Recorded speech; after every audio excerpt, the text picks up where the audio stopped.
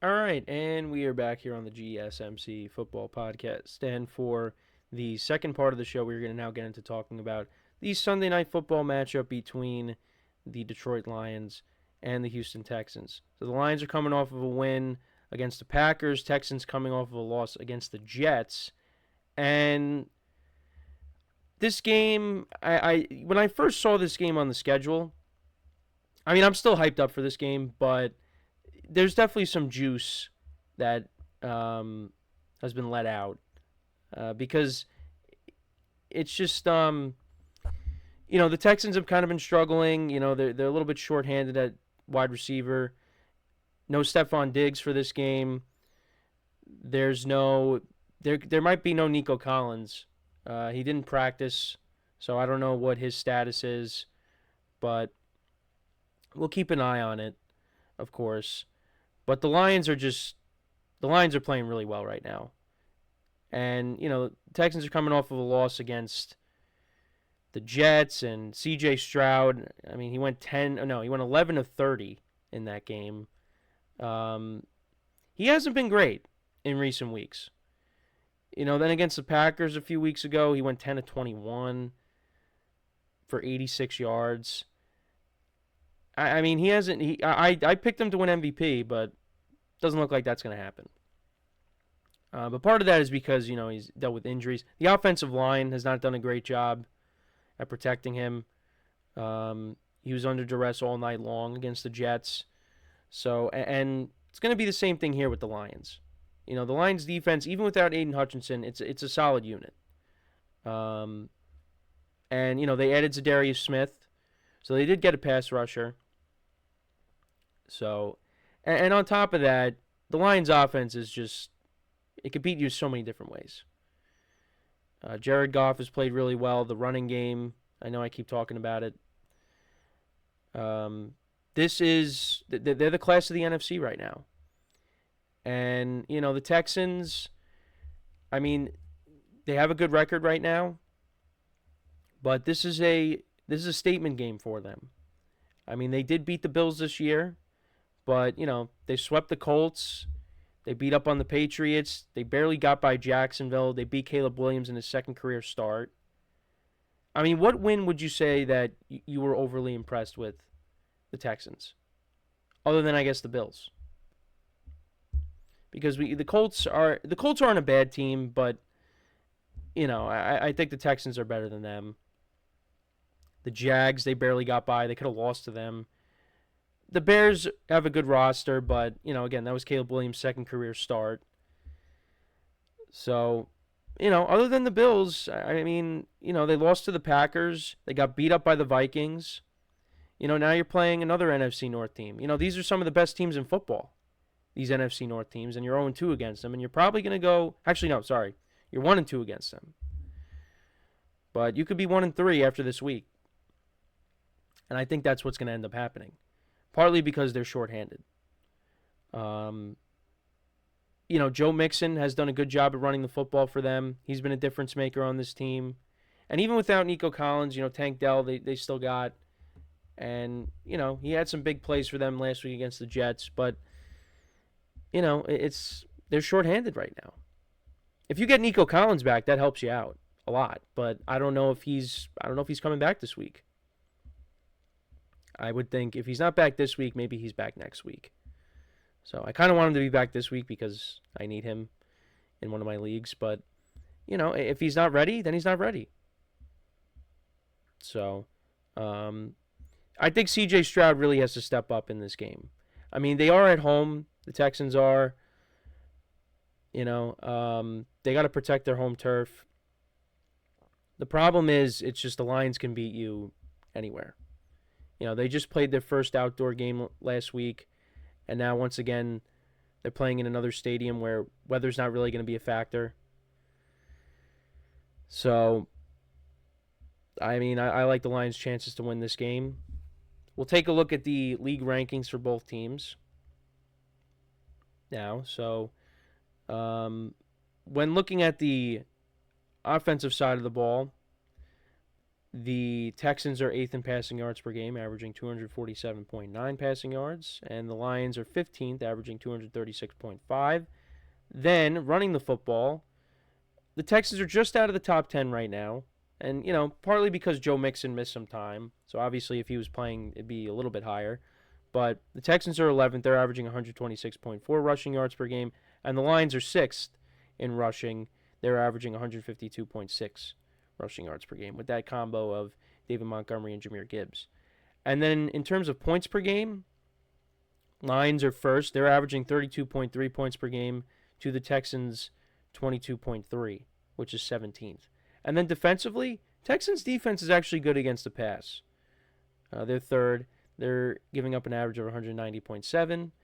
And the Lions are 28th. They're giving up an average of 265.8. So, again, if you had a healthy Nico Collins and a healthy Stephon Diggs for this game, then I'd feel a little bit different. Well, obviously you'd feel different about this game, but it looks like it might just be Tank Dell. So, and then rushing yards, the Lions are 7th against the run, giving up an average of 106.4. Texans are 12th. They're giving up an average of 114.2.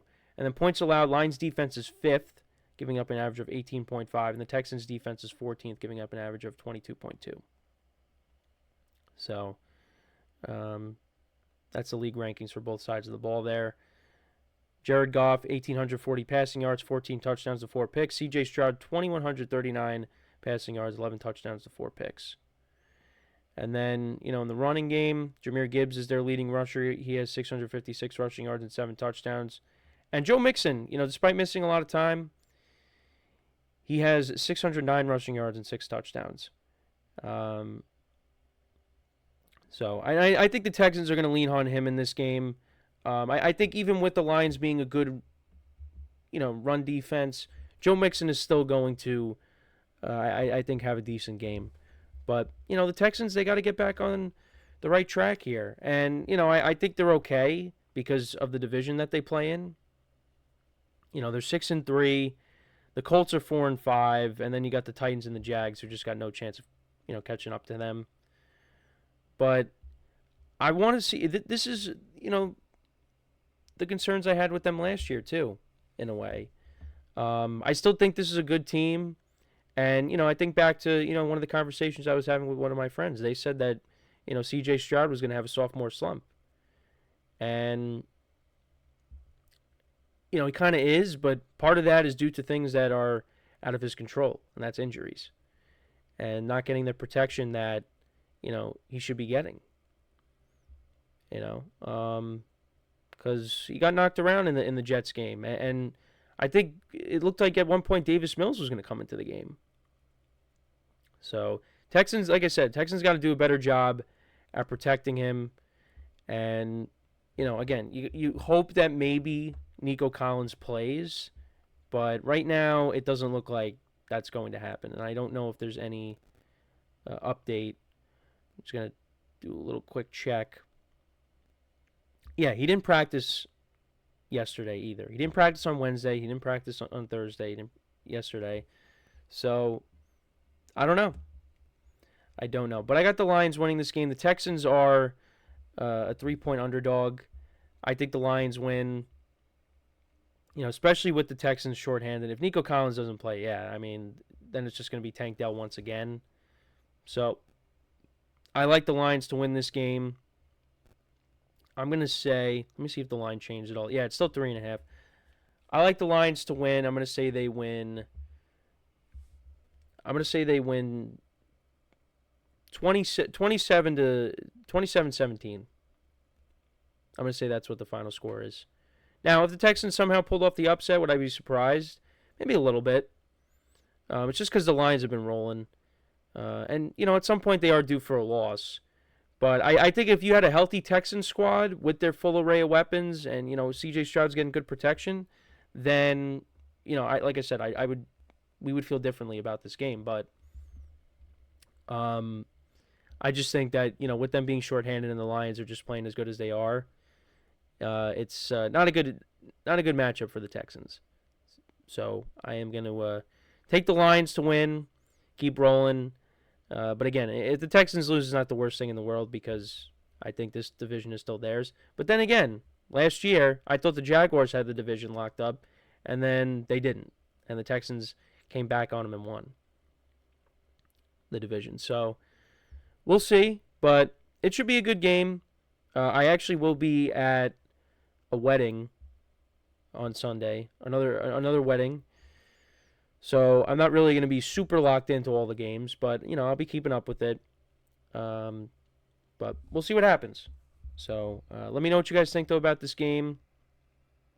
Who do you think wins? Let me know in the comments. So before we go to break, just want to remind you guys once again to tip or donate, get your comments recognized. Make sure to hit that super chat button in the chat. Any thought or comment you may have throughout the live broadcast that you want to see me acknowledge makes the show more lively, more entertaining between myself, the host, and you guys, the viewers. We appreciate you guys' viewership each and every day. So any contribution you can make to the show means the world to us as we put out content for you guys each and every day. And also the other way to help out the show is by going to the link at the bottom of the show segment on the ticker, GSMCPodcast.net.